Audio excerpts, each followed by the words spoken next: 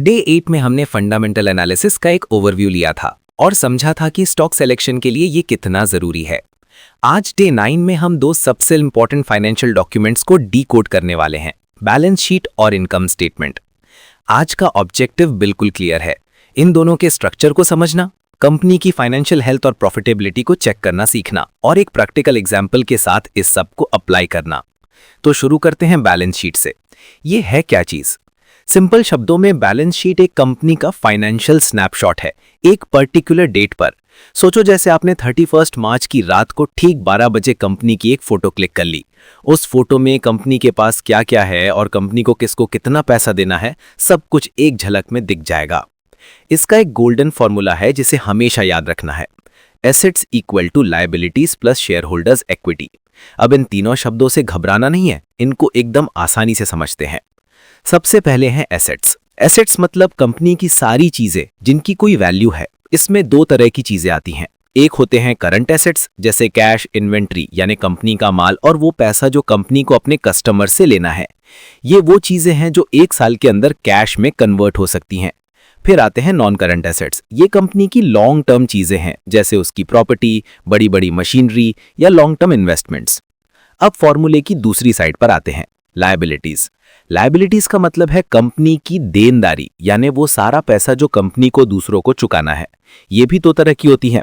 Current liabilities वो छोटे मोटे कर्ज हैं जो कंपनी को एक साल के अंदर अंदर पे करने हैं, और नॉन करंट लायबिलिटीज होते हैं लॉन्ग टर्म लोन्स जो कंपनी ने लिए हैं, जैसे बिल्डिंग या एक्सपेंशन के लिए। और आखिर में आता है शेयर होल्डर्स इक्विटी। ये वो पैसा है जो कंपनी के असली मालिक यानी शेयर होल्डर्स का है। इसमें शेयर होल्डर्स द्वारा लगाया गया कैपिटल और कंपनी का सालों का बचाया हुआ प्रॉफिट, जिसे रिटेन्ड अर्निंग्स कहते हैं, शामिल होता है। तो जब आप एक बैलेंस शीट देखते हो, आप असल में कंपनी का फाइनेंशियल डीएनए देख रहे हो। क्या कंपनी स्ट्रांग है या कर्जों में डूबी हुई है, ये सब इस एक फोटो से पता चल जाता है। अब आते हैं दूसरे सुपरस्टार डॉक्यूमेंट पर, द इनकम स्टेटमेंट। अगर बैलेंस शीट एक स्नैपशॉट, एक फोटो थी, तो इनकम स्टेटमेंट पूरी मूवी है। ये एक पर्टिकुलर पीरियड, जैसे 3 महीने या 1 साल की कहानी बताता है। इसे P&L यानी प्रॉफिट एंड लॉस रिपोर्ट भी कहते हैं। इसकी स्टोरी में 3 मेन कैरेक्टर्स हैं, रेवेन्यू, एक्सपेंसेस और नेट प्रॉफिट। रेवेन्यू, जिसे सेल्स भी कहते हैं, वो टोटल इनकम है जो कंपनी ने अपने बिजनेस से कमाई है। मान लो 1 साल में कंपनी ने 100 करोड़ का सामान बेचा, तो 100 करोड़ उसका रेवेन्यू हो गया। दूसरा कैरेक्टर है एक्सपेंसेस। इस 100 करोड़ को कमाने के लिए कंपनी ने कितना खर्च किया। इसमें एम्प्लॉय की सैलरी, मार्केटिंग का खर्चा, ऑफिस का रेंट, मशीनरी का डेप्रिसिएशन, सब कुछ आ जाता है। और जब आप रेवेन्यू में से सारे एक्सपेंसेस निकाल देते हो, तो जो आखिर में बचता है वो है नेट प्रॉफिट, कंपनी का असली मुनाफा। इसे आप अपने मंथली बजट की तरह सोचो। आपकी सैलरी आई, वो हो गया रेवेन्यू। फिर आपने महीने भर के खर्चे किए, जैसे रेंट, बिल्स, ग्रोसरीज, ये हो गए एक्सपेंसेस।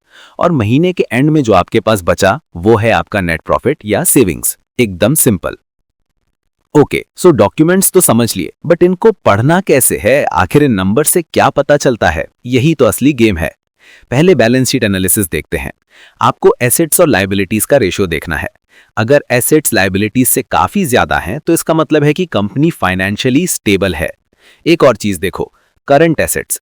अगर कंपनी के पास करंट एसेट्स उसकी करंट लायबिलिटीज से ज्यादा हैं, तो इसका मतलब है कि कंपनी अपने शॉर्ट टर्म बिल्स आराम से पे कर सकती है।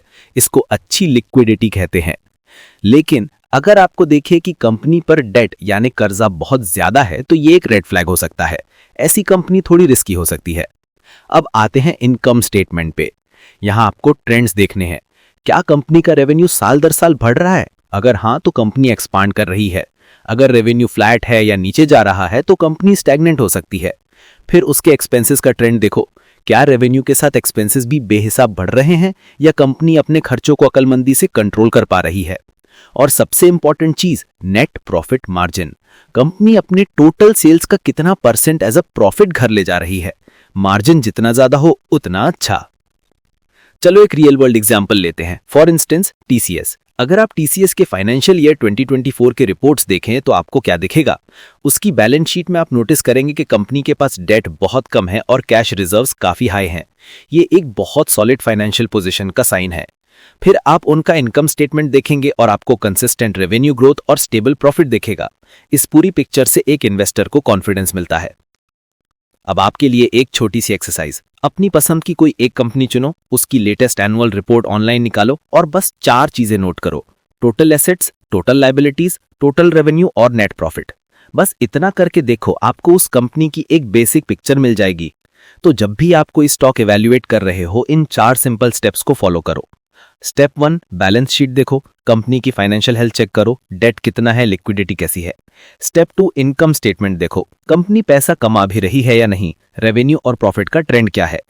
स्टेप 3, सिर्फ 1 साल का डेटा मत देखो, कम से कम पिछले 3 से 5 साल का डेटा आपस में कंपेयर करो, आपको ग्रोथ का असली ट्रेंड तभी समझ आएगा।